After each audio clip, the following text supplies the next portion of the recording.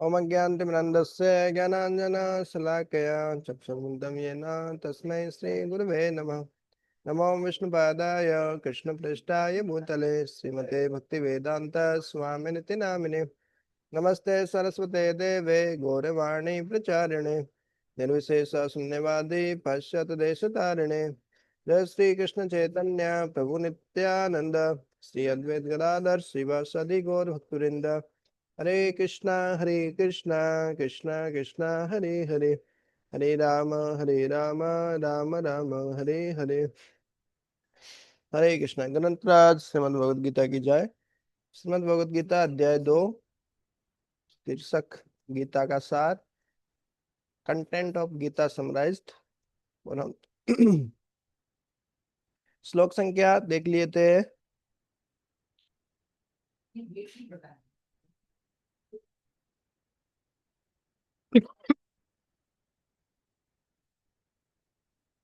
श्लोक संख्या 5 तक हम देख लिए थे, आज 6 से देखना अपने को, करेक्ट। तो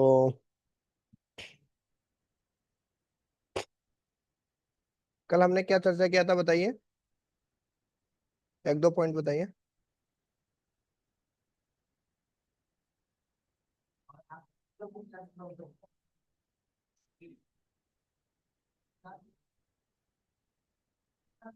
देखिए कल हमने ये 2 श्लोक चर्चा किए थे मुख्यतः।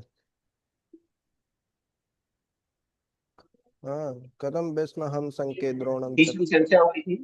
जी। उत्तिष्ठ जागृत प्राप्त वरान निबोध। हम्म उठो जागो और अपने लक्ष्य को प्राप्त करने में जुट जाओ। डायरेक्टली भगवान ये नहीं बोले थे, लेकिन अर्थ वही है इससे पहले वाले श्लोक में। ठीक। त्यक्त्वा उत्तिष्ठ परंतप, give up the weakness of your heart. अपने हृदय की दुर्बलता को आप त्याग दीजिए, जो कि शारीरिक आसक्ति के कारण आती है।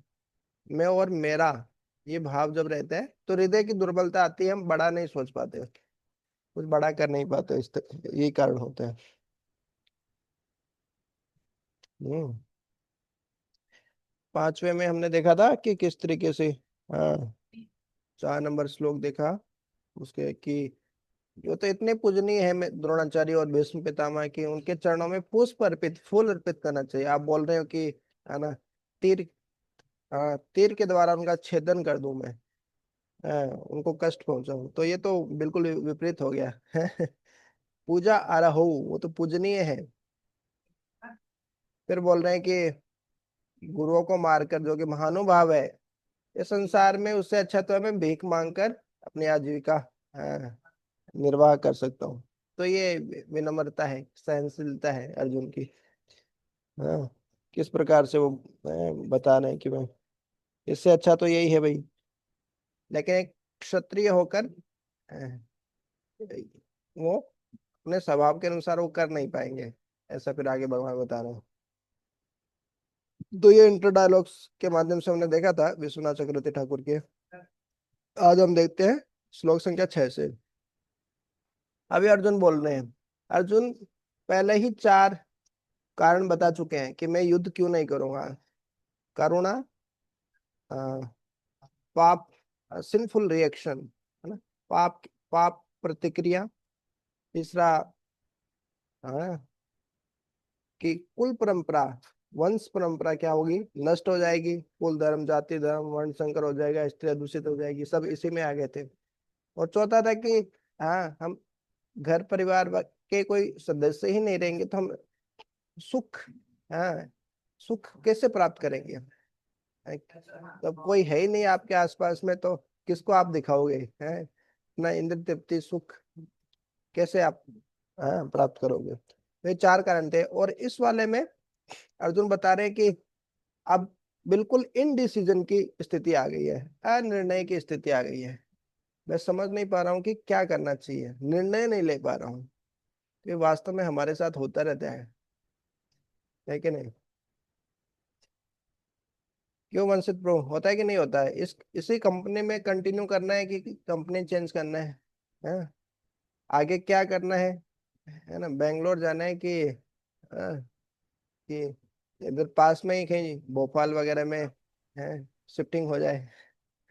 इस तरीके से क्या कंटिन्यूस हमको डिसीजन, को ना को डिसीजन हमको लेने ही पड़ते हैं। हाँ, अभी क्या बोलना है और मेरे को डिसीजन लेना है ना।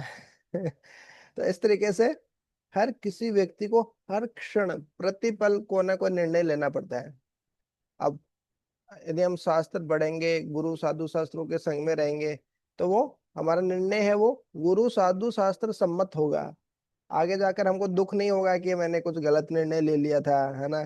कई बार बहुत सारे लोग पछतावा करते रहते ना, अरे मैं उस समय ऐसा क्या होता तो ज्यादा अच्छा रहता है कि नहीं। सबको लगता है कि मैं थोड़ा सा और होता तो आईआईटी मिल जाती है, या फिर गेट करके पीएसयू मिल जाती है, या फिर यूपीएससी की तैयारी करके आईएएस बन जाता है, इससे अच्छा तो, है ना। तो इस तरीके से अलग अलग चीजों को लेके लोग, है ना, पछतावा करते रहते हैं। भाई ढंग से निर्णय नहीं ले पाए, ये कारण रहता है। तो निर्णय हमको हर क्षण प्रतिपल लेना पड़ता है। तो इसी कारण शास्त्रों का अध्ययन, गुरु साधु शास्त्र का संग जरूरी है, ताकि हम सही निर्णय लें। अब इसमें अर्जुन देखिए निर्णय नहीं ले पा रहे हैं। अर्जुन क्या बोल रहे हैं, न च एतत् विद्मः, न मतलब नहीं, च मतलब और, एतत् मतलब यह, विद्मः, जैसे विद्वान शब्द आता है ना, विद धातु, विद धातु का अर्थ होता है जानना। तो विद्मः, विद्मः मतलब नहीं जानते हैं, है? जानते हैं। न च एतत् विद्मः, हम और यह नहीं जानते हैं। कतरत, कतरत मतलब कौन सा, नह मतलब हमारे लिए, गरिया मतलब, हाँ, गरिश्कर है, बढ़कर है, श्रेयस्कर है, कौन सा हमारे लिए अच्छा अच्छा है।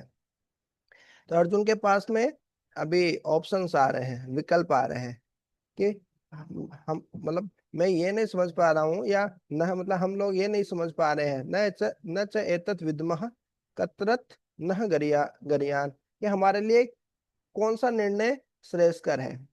क्या क्या निर्णय है, यत वा जयेम, यदि वा न जयेयुः, कि यत मतलब, हाँ,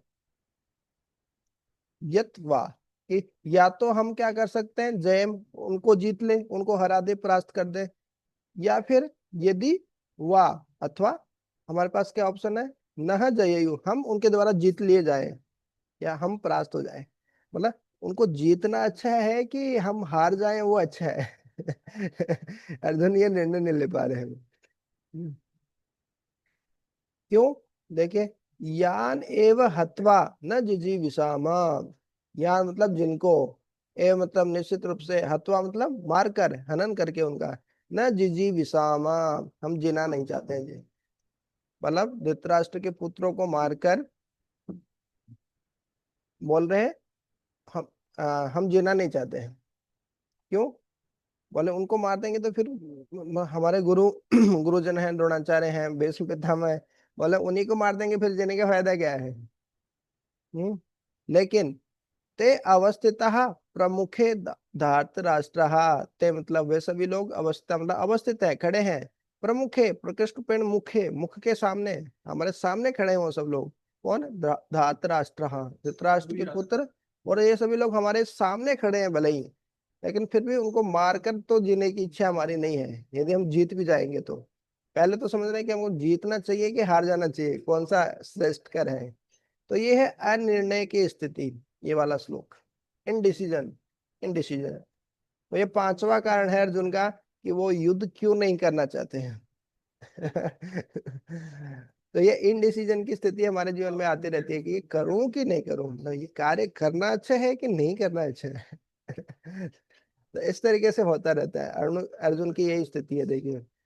न च एतत् विद्मः कतरत न गरियो, यद्वा जयम यदि वो न जयेयुः, यानेव हत्वा न जिजीविषामः, ते अवस्थितः प्रमुखे धातराष्ट्रः।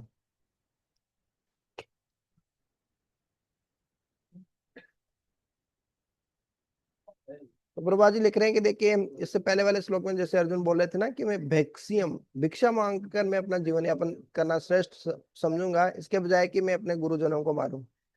तो देखिए प्रभा जी लिख रहे हैं कि अर्जुन एक शाही परिवार, राजशाही परिवार में जन्म लिए हैं, एक राजा के पुत्र हैं एक तरीके से, और इतना, हाँ, धन संपत्ति है ना, धनाढ़ परिवार से है, बहुत कुछ है, लेकिन फिर भी देखिए इतना वैराग्य है कि बोल रहे हैं कि मैं भिक्षा मांग कर जीवन यापन कर लूंगा। तो ये वैराग्य का लक्षण है। भक्तों के अंदर ऐसे गुण आना स्वाभाविक है, क्योंकि भगवान के अंदर परम वैराग्य है तो भक्तों के अंदर भी वैराग्य आ जाता है। हाँ, तो ये वाले गुण पे प्रभुपाद जी बता रहे हैं। हाँ, ठीक है, देखते हैं हम।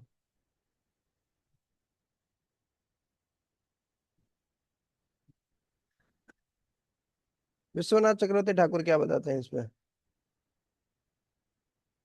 विश्वनाथ चक्रवर्ती ठाकुर बहुत इंटरेस्टिंग तरीके से बताते हैं इंटर डायलॉग्स के माध्यम से। तो देखिए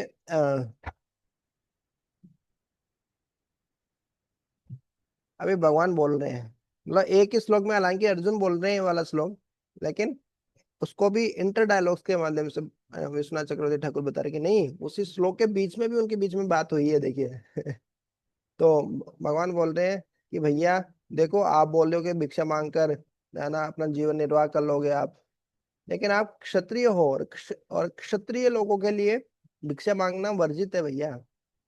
क्षत्रिय लोग भिक्षा नहीं मांगते, ब्राह्मण लोग भिक्षा मांगते हैं। हैं? क्षत्रिय लोग दान देते हैं, है ना एक क्षत्रिय का स्वभाव नहीं होता कि वो भिक्षा मांगे। कहीं गुस्सा हो जाएंगे, कोई भिक्षा नहीं दिया तो दिक्कत हो जाएगी ले मैं बताता हूँ तेरे को भिक्षा नहीं दे रहा तू तो बोले कि क्षत्रिय मतलब उसको शासन करने के लिए, राज करने के लिए राज्य चाहिए रहता है। बोले 5 गांव ही दे दो, 5 गांव भी दुर्योधन ने नहीं दिए थे, देखिए कितना भगवान ने कन्विंस किया बताया, फिर भी बोले नहीं दूंगा। तो भगवान बोले कि देखो भैया, क्षत्रिय के लिए भिक्षा मांगना वर्जित है, और आपका कर्तव्य है युद्ध करना। और आप बोले युद्ध नहीं करूंगा, युद्ध करने को ही आप क्रिटिसाइज कर रहे हो, उसकी ही बुराई बर्तसना कर रहे हो, उसको ही क्रिटिसाइज कर रहे हो। तो फिर अर्जुन बोल रहे हैं कि हे भगवान, न च एतत् विद्मः कस्मात् न गरियान, जो अभी अपने पढ़ा कि हे भगवान मैं नहीं जानता मेरे लिए कौन सा श्रेष्ठ है, श्रेष्ठ है, हाँ? कि मैं उनको जीत लूं। हाँ, यदि क्या था, जयेहू और जयेम, यद वा जयेम यदि वा न जयेहू, मैं, हम उनको जीत ले कि वो हमको जीत ले, कौन सा श्रेष्ठ है, हमको समझ नहीं आ रहा है। हाँ, तो अर्जुन बोल रहे हैं बीच में कि देखो मेरे को समझ में नहीं आ रहा है कि मैं हिंसा का त्याग कर दूं, अहिंसक बन जाऊं, या फिर केवल भिक्षा भिक्षा मांग कर अपना जीवन यापन करूं। मेरे कर्तव्य के अनुसार कौन सा श्रेष्ठ है, मेरे को समझ में नहीं आ रहा है। हम्म फिर भगवान बीच में बोल रहे हैं, देखिए, और फिर देखिए इसके बीच में और भी क्या बात हुई है। अर्जुन बोल रहे हैं कि मतलब युद्ध होगा भी तो हम जीतेंगे, इसकी क्या गारंटी है है ना, उस साइड पे तो कम योद्धा नहीं है ना। भीष्म पितामह है, द्रोणाचार्य है, कर्ण है, तो हम युद्ध करेंगे वो जीतेंगे, उसकी भी क्या गारंटी है। तो भगवान बोले नहीं नहीं, तुम जीतोगे, पक्का जीतोगे, बोले क्योंकि तुम धर्म के पक्ष में हो, और युद्ध करने में आप बोले बहुत निपुण हो हाँ, ये सब शक्ति भगवान से याद है, ददा में बुद्धि योगम, है? हर चीज का स्रोत यद यद विभूति मत सत्यम, सब भगवान से आती है, अर्जुन की शक्ति भी भगवान से आ रही है। भगवान बोले नहीं नहीं, धर्म के पक्ष में हो, टेंशन मत लो, जीतोगे तुम ही। तो फिर अर्जुन बोल रहे हैं कि फिर वो जो नेक्स्ट वाली जो लाइन थी, अर्जुन बोल रहे हैं कि मतलब समझ में नहीं आ रहा कि मतलब उन सबको मार कर तो मैं जीना भी नहीं चाहता, यदि मैं जीत भी जाऊंगा युद्ध में तो फिर भी कोई मतलब नहीं है, मतलब क्योंकि कोई रहेगा नहीं, गुरुजनों को ही मार दिया, फिर क्या जीत कर भी क्या ही फायदा है, बोले। इस तरीके से अर्जुन फिर वो अपना डाउट बता रहे हैं कि धृतराष्ट्र, भीष्म पितामह, तो फिर एंजॉय करने का, हम जीत कर भी क्या फायदा हुआ, जीत कर भी हार गए, बोले हम, मतलब जीते भी तो जीत, मतलब हार गए, और हारे भी, हारे तो हार ही गए, और जीतेंगे भी तो हाँ हार गए, एक तरीके से, इस तरीके से बोल रहे हैं। तो ये विश्वनाथ चक्रवर्ती ठाकुर नहीं, बलदेव विद्याभूषण की कमेंट्री है ये। बलदेव विद्याभूषण का आपने नाम सुना होगा, हमारे गौड़ीय वैष्णव परंपरा में महान आचार्य हुए हैं, जयपुर में जो है ना, उन्होंने गोविंद गोविंद भाष्य लिखा है।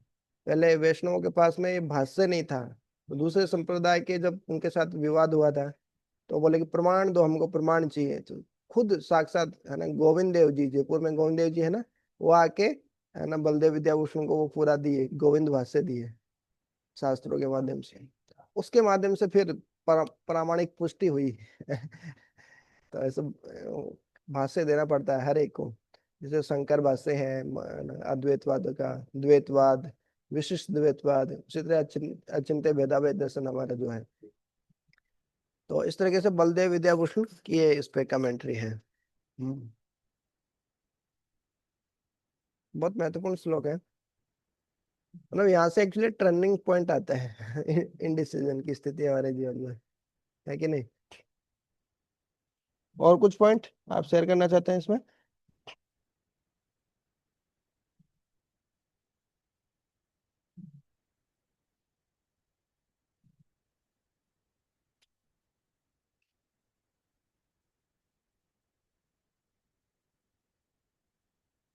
ठीक है, तो अपन डिसाइड करते हैं। न चेत न चेत विद्मः कतर्नो गरियो न चेत् न चेतो न चेत् विद्मः कतरत् न गर्यो अकरो पर्यो यद्वा जयेम यदि वा नो जयेयुः। यद्वा क्षयं यदि वा तद्वा जयेम यदि वा प्रतिभानो नु जयेयुः। भवेयुः। याने यानेव हत्वा न जिजीविषाम यानेव हत्वा न यानेव जीविषामः हत्वा न जीविषामः। ते अवस्थितः प्रमुखे धार्तराष्ट्रः। ये अवस्थिता ये प्रमुखः स्थिता प्रमुखे प्रमुखे धार्तराष्ट्रः। धार्तराष्ट्रः। पढ़िए, ट्रांसलेशन पढ़िए। Nor do we which is better, conquering them or being conquered by them. If we kill the sons of the Trashta, we should not care to live. Yet they are now standing before us on the battlefield. हम्म अभी next श्लोक सबसे important श्लोक है भगवत गीता का, मतलब भगवत गीता के starting में है, क्योंकि यहाँ पे पूरा टर्निंग पॉइंट आ जाता है। देखिए सबसे पावरफुल श्लोक है ये। भगवत गीता दूसरा अध्याय 7वां श्लोक। क्योंकि इसमें कुछ ऐसा होता है, कुछ ऐसा होता है कि अर्जुन और जो भगवान श्री कृष्ण का जो संबंध होता है, वो फ्रेंडली टॉक जो होती है, मित्रता पूर्ण जो वार्तालाप होती है, उसको छोड़कर गुरु शिष्य का संबंध स्थापित हो जाता है। अर्जुन क्या है, शरणागत हो जाएंगे। अभी देखिएगा आप क्या बोल रहे हैं। इस श्लोक को आप याद भी कर सकते हैं। कार्पण्य दोष उपहत स्वभाव। कार्पण्य शब्द आता है कृपणता से। कृपण, कृपण मतलब क्या होता है बताइए? कृपण शब्द सुना होगा ना आपने, कंजूस। कंजूस किसको बोलते हैं बताइए? कार्पण्य, कार्पण्य शब्द आता है कृपण। बताइए Tanesh pro, what do you mean by माइजर, the word कंजूस?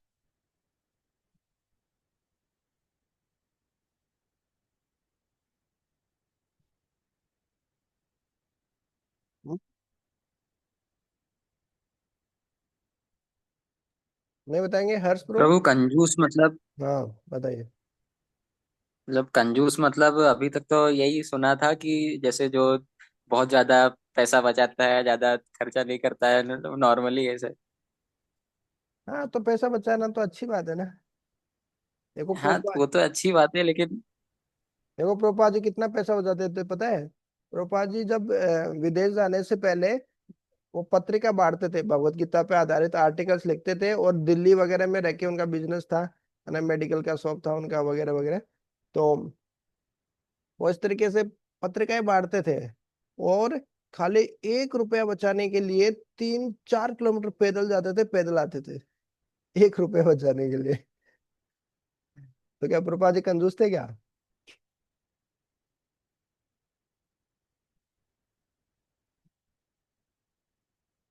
नहीं। तो कंजूस किसको बोलेंगे? हम बोलते तो है बड़ा तो वो कंजूस है, मक्खी चूसे वाले ना। हाँ बताइए बिल्कुल। तो वो मतलब जिसके पास भंडार हो और फिर भी मतलब खर्च करने को ना देखता हो, जरूरी चीजों में भी मतलब सिर्फ पैसों के लिए नहीं, मतलब जैसे किसी के पास ज्ञान का भी भंडार है तो वो भी शेयर नहीं कर रहा है तो भी वो कंजूसी हुआ। Correct correct. देखिए ज्यादातर हम पैसों के मामले में बोलते हैं कंजूस। मतलब अरे इतना पैसा है फिर भी कंजूस, मक्खी चूस है बोले। मक्खी चूस समझते हैं ना? जैसे कोई शहद खाता है ना, शहद गांव में है या फिर शहर में, आपने कभी देखा हो पेड़ के ऊपर जो शहद लगा रहते हैं, तो धुआं करके उसको शहद को तोड़ लेते हैं। अब क्या होता है कि उस शहद के साथ कई बार उसके अंदर, छत्ते के अंदर क्या रहता है, मक्खी भी रहती है। तो शहद तो वो खा रहा है, उसको तो चाट रहा है, शहद का तो आस्वादन कर रहा है वो। मगर उसके साथ साथ उसमें जो मक्खी है ना, बोले इसको भी खा लेता हूँ, उसके ऊपर भी शहद लगा है। मतलब कंजूसी की इतनी मतलब हद पार कर दी उसने, लाल लालची होने की, कि चलो शहद के साथ साथ इस मक्खी को भी खा लेता हूँ ना, मक्खी चूस बोलते हैं। तो ये आपने जैसे वीरपुर ने बताया, सही उपयोग नहीं करता उसका। पैसा है, उसका सही उपयोग करना चाहिए, जैसे भगवान की सेवा में लगाना चाहिए पैसे को, नहीं नहीं नहीं लगा रहे हैं, है ना? और जैसे शरीर की आवश्यकता है, रोटी कपड़ा मकान, पैसा है उसके पास, लेकिन उसको रोटी कपड़ा मकान में नहीं लगा रहा, बहुत परेशान हो रहा है। अरे भैया पैसा है ना आपके पास में, इतना क्यों कष्ट आप दे रहे हो? है कि नहीं? तो भैया सही उपयोग करना नहीं जानते तो उसको हम कंजूस बोलते हैं ना। तो अर्जुन भी वही बोल रहे हैं कि कार्पण्य दोष उपहत स्वभाव, कि जो कार्पण्य दोष है, कृपणता का जो दोष है, उससे मेरा स्वभाव उपहत हो गया है। एक होता है ना हत, हत मतलब मारा गया, उपहत मतलब मतलब लगभग मारा गया है, लगभग। उप मतलब पास में होता है ना, उपवास। तो उपहत हो गया, ग्रसित हो गया है मेरा, अफेक्टेड हो गया है मेरा स्वभाव।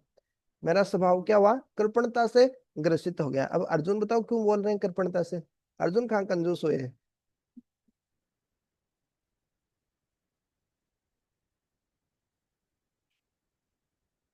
अर्जुन क्यों बोलने ये वर्ड कि कृपणता से मेरा स्वभाव है वो कार्पण्य दोष से उपहित हो गया है, मतलब मेरे को लग रहा है कि मैं कंजूस हो गया हूँ। कंजूस का तो कोई लेना देना नहीं बोले यार। सामर्थ्यवान, क्षत्रिय धर्म से परिपूर्ण होते हुए, सामर्थ्यवान होते हुए भी वे उसका उपयोग कर नहीं पा रहे हैं बिल्कुल। स्वजनों के विरुद्ध। जी बिल्कुल करेक्ट। अर्जुन क्षत्रिय है और सामान्य क्षत्रिय नहीं है, बहुत शक्तिशाली है। जैसे होता है ना, रथी, अतिरथी, महारथी, वो सबसे ऊपर वाले हैं। फिर भी क्या, युद्ध करना चाहिए क्षत्रिय होके, फिर भी अपने आसक्ति के कारण, हृदय दौर्बल्य, दौर्बल्य जो होता है, हृदय दौर्बल्य के कारण क्या हो रहा है, अपनी शक्ति का उपयोग कर नहीं पा रहे हैं। तो बोल रहे कि मैं एक तरीके से कृपणता के दोष से ग्रसित हो गया हूं मैं। इसमें बहुत अच्छा बताते हैं, प्रभुपाद जी का लेक्चर है पूरा, कि कृपणता का दोष कैसे कैसे हो जाता है। व्यक्ति के पास योग्यता होते हुए भी हम उसका उपयोग नहीं करते। देखिए ज्यादातर लोग क्या है, कृपण है इस दुनिया में। प्रभुपाद जी बोलते हैं क्यों है? आपको क्या लगता है कि ज्यादातर लोग कृपण क्यों है? मतलब आध्यात्मिक सेंस में बताना आपको। भौतिक सेंस में तो हो सकता है कंजूस हो ही, इंद्र तृप्ति के लिए तो लोग खर्च खर्च करते ही है वैसे।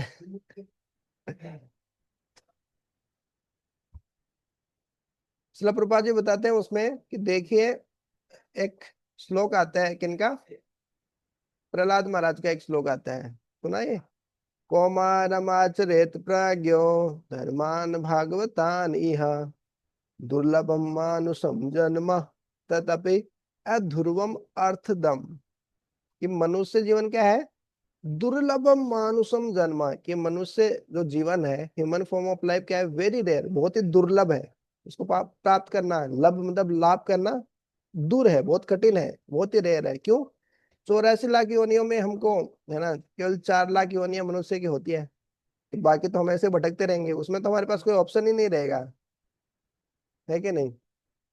जैसे मान लीजिए, आ, हर्ष प्रभु हैं, ठीक है, हर्षवर्धन प्रभु। आप अगले जीवन में मान लीजिए आप कुत्ता बन गए, ठीक है, सपोज दैट, हम ऐसे प्रार्थना नहीं कर रहे कि आप कुत्ता बने अगले जीवन में, लेकिन मान रहे हैं कि मान लीजिए, तो क्या आप ये आध्यात्मिक जिज्ञासा कर पाएंगे? देखो, आहार निद्रा भय मिथुन की जिज्ञासा आप कर सकते हैं, जहाँ जो मनुष्य योनि में लोग करते हैं ना सामान्यतः, मेरे को अच्छे आहार कहाँ से मिलेगा, भोजन कहाँ से मिलेगा, निद्रा अच्छे से सो पाऊंगा कि नहीं सो पाऊंगा, वो भी मनुष्य ही सबसे ज्यादा करता है टेंशन। अब थोड़े ना ग्रेजुएशन करते हैं, उनको थोड़ी बीटेक या एमबीबीएस करना पड़ेगा। बाकी जो मान लीजिए कुत्ता है, बिल्ली है, या अन्य जो जानवर है, वो यदि वो इंजीनियरिंग, उनको तो ग्रेजुएशन नहीं करना ना, तो क्या उनका पेट नहीं भरता है क्या, उनको खाने के लिए नहीं मिलता है क्या? निद्रा हमसे अच्छे नहीं सोते क्या? कई बार हमको तो दवाई लेनी पड़ती है सोने के लिए, मेडिसिन लेनी पड़ती है। भय मैथुन, हम मैथुन भी करते हैं, वो भी करते हैं, हमसे ज्यादा ही करते हैं, अच्छे से करते हैं। तो ये सब कार्य करना है तो बाकी योनियों में भी कर सकते हैं ना। लेकिन कुत्ता कभी ऐसे बैठ के है ऐसे सो सकता है कि what's the goal of life, जीवन का लक्ष्य क्या है यार? डेली डेली उठता हूँ, वही काम करता हूँ, खाता हूँ, पीता हूँ, फिर सो जाता हूँ, फिर बाथरूम, खाना पीना, सोना, बाथरूम जाना, बस यही है क्या जीवन का लक्ष्य? तो ऐसे एक कुत्ता नहीं सोच सकता बैठा बैठा, या एक बिल्ली, बिल्ली ऐसे बैठे बैठे सोच रही हो, कभी ऐसे देखा, ऐसे बैठे बैठे सोच रही हो, बहुत गहन विचार करे हो, गहन मंथन कर रहे हो। नहीं कर सकती हो। इस कारण प्रहलाद महाराज क्या बोले, मनुष्य जीवन बहुत दुर्लभ है, मनुष्य जीवन में ही आप क्या कर सकते हैं, अथा तो ब्रह्म जिज्ञासा कर सकते हैं, कि मतलब क्या जीवन का लक्ष्य क्या है यार, मतलब क्या यही कार्य करते करते मर जाना है क्या, बोले? हाँ, तो इस तरीके से, हाँ, ये मनुष्य जीवन बहुत दुर्लभ है। लेकिन ये बहुत दुर्लभ होते हुए भी क्या कर रहे हैं हम, उसका सही उपयोग नहीं कर रहे हैं। सही उपयोग क्या है? मनुष्य शरीर को भगवान की सेवा में लगाना चाहिए ना, वो नहीं लगा रहे हैं, इसलिए कृपण है हम। कृपा जी लेक्चर में ऐसे बताते हैं इसको। इस कारण हम भी कंजूस है, बोलो, ज्यादातर लोग कंजूस है। मनुष्य जीवन मिला है फिर भी उसका सही उपयोग नहीं कर रहे हैं। अरे बाकी योनियों में भी कर सकते हो, आहार निद्रा भय मैथुन, तो है ना, इसमें तो कुछ अलग करो ना। इतने सारे योनियों में इतने सारे जीवन आपने बर्बाद कर दिए है ना, ये आहार निद्रा भय मैथुन के पीछे, और भौतिक इस मटेरियल लाइफ में ही आप, इस साइकिल में आप घूम रहे हैं।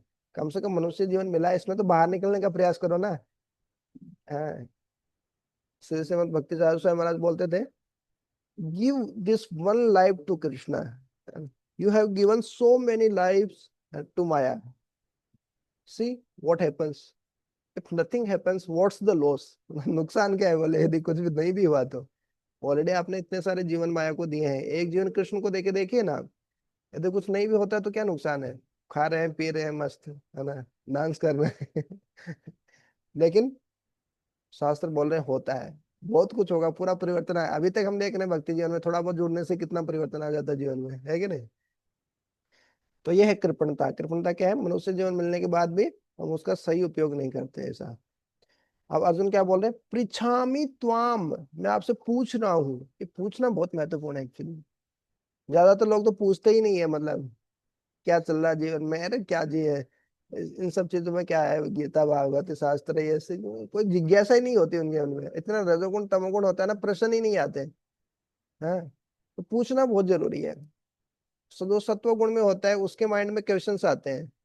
हमारे देख भगवत गीता पूरे क्वेश्चन आंसर है, श्रीमद् भागवतम देखिए एक पूरा क्वेश्चन आंसर है। तो ये पूछना बहुत जरूरी है।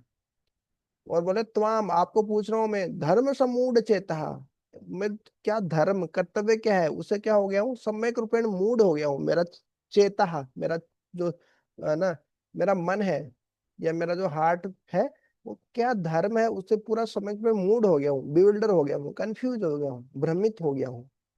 अब मेरे कर्तव्य से पूरी तरीके से मैं भ्रमित हो गया हूँ, और मैं आपसे पूछ रहा हूँ। हाँ, तो ये पूछना बहुत जरूरी है। यत श्रेय स्यात् निश्चितम ब्रूहि तन्मे, यत श्रेय जो मेरे लिए श्रेष्ठकर है, स्यात् जो मेरे लिए श्रेष्ठकर होना चाहिए, निश्चितम निश्चित रूप से, ब्रूहि तन्मे वो मैं आप, वो मुझे आप कृपा करके बताइए। ये श्रेय शब्द बहुत महत्वपूर्ण है यहाँ पे। दो शब्द होते हैं, श्रेय अच्छा और बुआ आज तो ठिकाने प्रेय। बना। बताइए राजप्रो क्या होता है, श्रेय और प्रेम में क्या अंतर होता है? श्रेय और प्रिय, ये दो शब्द आपने सुने होंगे। वो अभी तो जुड़ा हूँ मैं। तो क्या हुआ, ये तो पुराना पुरानी पुरानी नहीं, बात आप है। प्रिय श्रेय सुना है आपने? हाँ तो बताइए, ये तो कोई नई बात नहीं। तो अभी तो सुना ही था, आपने फिर पूछ। हाँ तो अभी बता दो, अभी सुना दो। देखो, प्रेय मतलब क्या होता आपने है, तुरंत मजा चाहिए तो रहता है। अब आपने बताया ना, प्रिय और श्रेय में जो अंतर होता है, ऐसे बताया था, तो नहीं सुन पाया मैं। हम्म। देखो, प्रेय और श्रेय में क्या अंतर होता है। प्रेय होता है कि हमको तुरंत हमारे लिए क्या अच्छा है, लॉन्ग टर्म में हमारे लिए वो मतलब अच्छा नहीं है, लेकिन तुरंत हमको लगता है कि ये चीज हमारे लिए बहुत अच्छी है। हाँ, जैसे एक छोटा बच्चा खेल रहा होता है, तो उसको खेलना बहुत अच्छा लगता है, वो उसके लिए प्रेय है। लेकिन उसकी माता जी बोलती है नहीं नहीं खेलना नहीं है, पढ़ाई करनी है, वो उसका श्रेय है। लॉन्ग टर्म में, है ना, उसके लिए क्या बेनिफिशियल है, उसके लिए क्या कल्याणकारी है कि नहीं, वो है श्रेय। तो अर्जुन क्या बोल रहे हैं, मेरे को बताइए कि लॉन्ग टर्म में मेरा क्या फायदा होगा, किस चीज से फायदा होगा मेरे को, वो चीज बताइए मेरे को, मेरे लिए क्या श्रेयस्कर है, क्या श्रेय है मेरे लिए, वो बताओ। अर्जुन ऐसा नहीं बोल रहे कि मेरे को किस चीज में मजा आएगा, मेरे को तुरंत मजा चाहिए, चलो बताओ कि किस चीज में मजा आएगा। एक होता है ना सत्व गुण में सुख, और एक होता है रजोगुण में। रजोगुण में सुख जो रहता है वो क्या रहता है, nectar in the beginning and poison at the end, तुरंत मजा आता है ना। जैसे मान लीजिए कोई व्यक्ति करता है, नशा करता है, इंटॉक्सिकेशन करता है, तुरंत मजा आता है, उसके बाद में रेपरकेशंस उसको भुगतना पड़ता है कि नहीं? क्यों तनिष ब्रो, डॉक्टर साहब, क्या क्या डिजीज हो जाती है फिर नशा करने से? तो वो बहुत सारी हो सकती है, मतलब जो हम्म। इंसान नशा करता है उसको शुरुआत में तो बहुत अच्छा लगता है कि हाँ बहुत मजा आ रहा है, सारी टेंशन भूल गए हैं। हम्म। लेकिन जब ये करता रहता है, बाद में फिर पता चलता है यार असली असली टेंशन तो किसी कारण आई। हाँ, तो मतलब अलग। पूरा मेंटल मेंटल डिस्टरबेंस पूरा हो जाता है, शरीर भी साथ नहीं देता है पूरा, हम्म। कोई ऑर्गन काम प्रॉपर करता नहीं है, और हम्म। ना छोड़ने का मन करता है उस चीज को। हाँ, ये तो नशा होता है, एडिक्शन, लत, लत लग जाना है ना, किडनी लीवर, कितने सारे चीजें है ना, खराब हो जाती है बंदे की, लेकिन समझ में नहीं आता उसको, यार ठीक है यार, तुरंत मजा तो मिल रहा है ना, कम से कम nectar at the beginning poison at the end होता है, लेकिन वो है रजोगुण का सुख। भले ही इलिसिट सेक्स करते हैं लोग, सेक्स में इन्वॉल्व होते हैं, तुरंत तो मजा ही आता है, अच्छा ही लगता है, लड़के को भी अच्छा लगता है, लड़की को भी अच्छा लगता है, लेकिन उसके बाद में दोनों के लिए अच्छा नहीं है वो, दोनों के लिए ही खतरनाक है। और जो श्रेय होता है वो हमारा, जैसे भक्ति कर रहे हैं, तो भक्ति कर रहे हैं तुरंत, है ना, गीता पढ़ रहे हैं, ये सब पढ़ रहे हैं, हो सकता है तुरंत अच्छा नहीं लगे, मजा नहीं आए, लेकिन लॉन्ग टर्म में हमारे लिए बहुत अच्छा है कि हमको क्या सही है क्या गलत है पूरा उसका मिल रहा है, परमानेंट अकाउंट में हमारा इन्वेस्टमेंट हो रहा है कि नहीं? तो अर्जुन यही पूछ रहे हैं, भैया श्रेय क्या है वो बताइए मेरे लिए, ऐसा नहीं पूछ रहे प्रेय क्या है मेरे लिए, वो बताइए। निश्चित रूप से आप मेरे को बताइए। अभी यहाँ पे देखिए शरणागत हो गए हैं अर्जुन, जब तक फ्रेंडली टॉक्स चलते रहती है, मित्रतापूर्ण बातें चलते रहती है, तो वो कुछ बोलते हैं, हम उसकी बात को काट देते हैं, है ना, अर्जुन काट दे रहे हैं, वो भगवान कुछ बोल रहे हैं, अर्जुन काट दे रहे हैं। तो भगवान बोले मैं क्यों बोलूं, बोले तुमको ये सब, तुम सीरियसली ले ही नहीं रहे हो उस चीज को। तो अर्जुन यहाँ पे क्या हो रहे हैं, शिष्यस्ते हम बोले, ये जब तक मित्रतापूर्ण ये बातें चलती रहेगी, तब तक उसका कोई अंत नहीं है, कोई निष्कर्ष नहीं निकलेगा। अभी मैं क्या पूरा शरणागत हो रहा हूँ, शिष्यस्ते हम, मैं आपका शिष्य हो, है ना, बन जा रहा हूँ। शिष्य मतलब आप मेरे पे शासन कीजिए, शिष्य मतलब ऐसा नहीं होता कि गुरु बना लिए, एक फैशन के लिए गुरु बना लिए, आजकल गुरु बनाने का ट्रेंड है, हमने गुरु बना लिए जैसे कुत्ते को रखते हैं ना, वैसे हमारा बोले हमारा गुरु है, कभी कभी आते हैं उनको दान दक्षिणा दे देते हैं, ये गुरु है। जैसे कुत्ता रखते हैं, वैसे as a fashion we are keeping our guru, we have also a गुरु। अरे गुरु कोई कुत्ता नहीं होता है हालांकि हैं, गुरु बहुत बहुत बड़ी उपाधि होती है गुरु। और गुरु स्वीकार किया आपने मतलब अब तैयार हो जाइए आप शासन स्वीकार करने के लिए। गुरु मतलब हेवी भारी होते हैं, हैं? बहुत डांट पड़ती है, बहुत करेक्शन देते हैं, बहुत चेस्टाइजमेंट होता है, तब शिष्य सुधरता है। ब्रह्मचारी गुरुकुले वसंतांत, एक स्टूडेंट लाइफ में होता है, वो पहले यानी गुरु के आश्रम में रहा करते थे, और गुरु बहुत चेस्टाइज करते थे, डांटते थे, तभी जब शिष्य निकलते थे ना, तो अर्जुन, है ना, पांडवों जैसे शिष्य निकल के बाहर आते थे, है ना, द्रोणाचार्य के गुरुकुल से। तो ये बहुत महत्वपूर्ण है, शिष्य बन के हम मतलब स्वीकार कर रहे हैं क्या, वो शासन, गुरु का शासन स्वीकार कर रहे हैं कि नहीं कर रहे हैं, कि खाली नाम मात्र के शिष्य, नाम मात्र का गुरु बना लिया हमने। साधी माम, आप मेरे को इंस्ट्रक्ट कीजिए, निर्देश दीजिए। क्यों भैया, क्यों इंस्ट्रक्ट करें आपको, क्यों निर्देश दें हम? त्वाम प्रपन्नम, क्योंकि मैं आपके प्रति शरणागत हूँ। ये मैं नोटिस किया, अभी हम भक्ति वैभव क्लास भी कर रहे थे तो उसमें बहुत सारी जगह ये पॉइंट आता है कि आप हमको निर्देश कीजिए, है ना, हमको आप बताइए। लेकिन कभी भी अकेला शब्द नहीं आता ये कि साधी माम ब्रूही, आप मेरे को बताइए। तो ये क्यों बताइए हम आपको? क्योंकि या तो उसके साथ देखिए यहाँ पे क्या बोले अर्जुन, त्वाम प्रपन्नम, क्योंकि हम आपको शरणागत है इसलिए बोलिए। दूसरी जगह बोलते हैं कि हम बहुत ही निष्ठावान है, हम पूरे जिज्ञासु हैं, बहुत सारी जिज्ञासा जानने की इच्छा है, इसलिए आप हमको बताइए तो ये बहुत ही ऐसे आर्टिफिशियल नहीं है कि चलो बैठो हम आपको बताते हैं, भागवत कथा करते हैं, सुन लो, ऐसे नहीं। जो भी श्रोता है, ऑडियंस है, वो अपनी पूरी इच्छा प्रकट करता है कि मैं आपके शरणागत हूँ, इसलिए आप मेरे को बताइए। शरणागत नहीं होगा तो बताने का उद्देश्य क्या है, बताइए? मतलब सुनना ही नहीं चाहता वो, उसको ज्ञान देने से फायदा क्या है कि नहीं? जैसे कृपण में, जैसे मान लीजिए किसी, कई बार क्या होता है कि जैसे किसी के पास ज्ञान होता है लेकिन वो ज्ञान को शेयर नहीं करता, दूसरों को बताता नहीं। जैसे आप इतनी भगवत गीता क्लास अटेंड कर रहे हो लेकिन किसी दूसरे को बता नहीं रहे हो, तो तो आप भी कृपण हैं, आप भी कंजूस हैं। पता है क्यों? क्योंकि आपके पास है लेकिन आप दूसरे को दे नहीं रहे हो, और दूसरे को जरूरत भी है उस चीज की, है कि नहीं? वो, तो उस कुएं के समान है आप, जिसमें पानी है और दूसरा व्यक्ति प्यासा है लेकिन उसको पानी नहीं पिला रहे हैं आप ये शास्त्र में आती है एनालॉजी कि कुछ जो, जिनके पास ज्ञान होता है, शास्त्रों ज्ञान होता है, दूसरों को नहीं देते हैं, मतलब उस कुएं के समान है जिसमें पानी है लेकिन दूसरों को सप्लाई नहीं कर रहा है पानी, ऐसे व्यक्ति को। तो ये बहुत महत्व